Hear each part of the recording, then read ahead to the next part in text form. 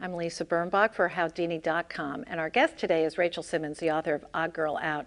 Bullying is such a problem. What do you do as a parent when you find that your kid is being bullied? It's a great question. It's the one thing everybody worries about.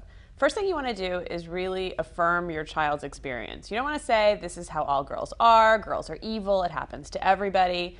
You want to say, you know what, I understand this is horrible. I understand this feels so painful. Don't tell her not to feel the way she feels. That's first things first.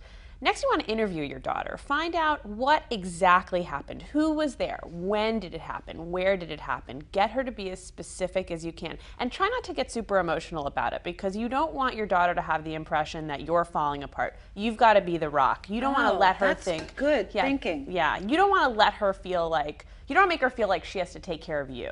You are there to take care of her, because I think it's really common and understandable that particularly moms get very overwhelmed by feeling when they see their daughter hurt, not least because they often have been odd girls out themselves in the past. So try to keep it together, interview your daughter, and also be careful about this, but see if you can find out what contribution your daughter might have made to the situation. If she's out and out bullied, the likelihood is she probably was doing nothing. But the truth of the matter is, a lot of the time it takes two to tango. That doesn't mean it's her fault.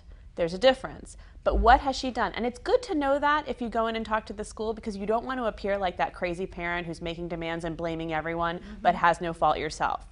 You're the mother. You've interviewed your kid. You've followed sort of the Rachel Simmons plan.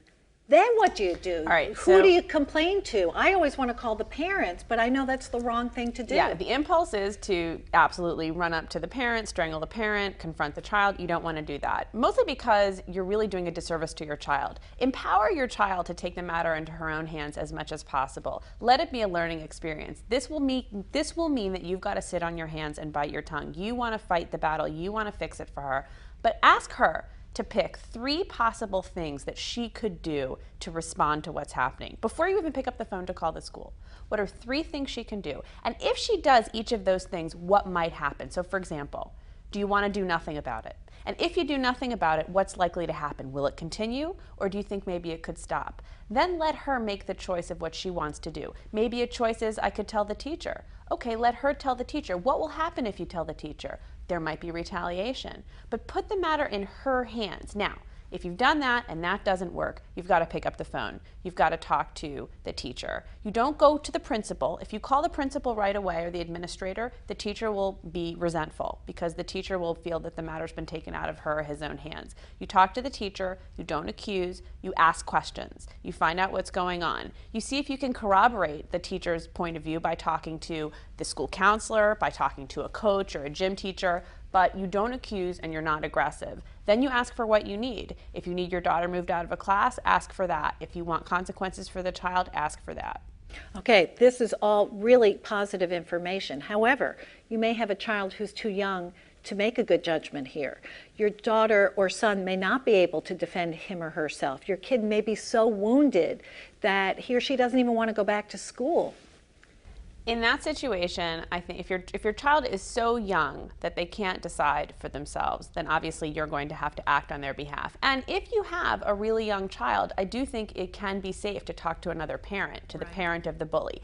If you do decide to call the parent of the bully, keep the following things in mind. Number 1, there could be potential retaliation against your child. The parent of that bully could tell the bully, guess who called me? Then the kid comes to school the next day and hurts your child. So you've got to keep that in mind. Number 2, when you talk to that parent, make it a point to say you only have one side of the story. If you go in gangbusters to that conversation, I guarantee you it's not going to end well. A lot of parents take critique of their parenting as a critique of who they are as human beings, and that's understandable. It's the biggest job they're doing in their whole lives, and a lot for them is tied up in it, just as it's tied up for you as a parent. So I think that's important to remember. Finally, is there a way to make bullying stop? There's not a way to make bullying stop. Aggression is a fact of life in children and human beings. We would not have evolved and survived as a species if we didn't have anger and didn't lash out and didn't use it to get what we need. So we're not going to get rid of bullies. What we are going to be able to do is create better policies that protect kids against different kinds of bullying. Thank you, Rachel Simmons. For Howdini.com, I'm Lisa Birnbach.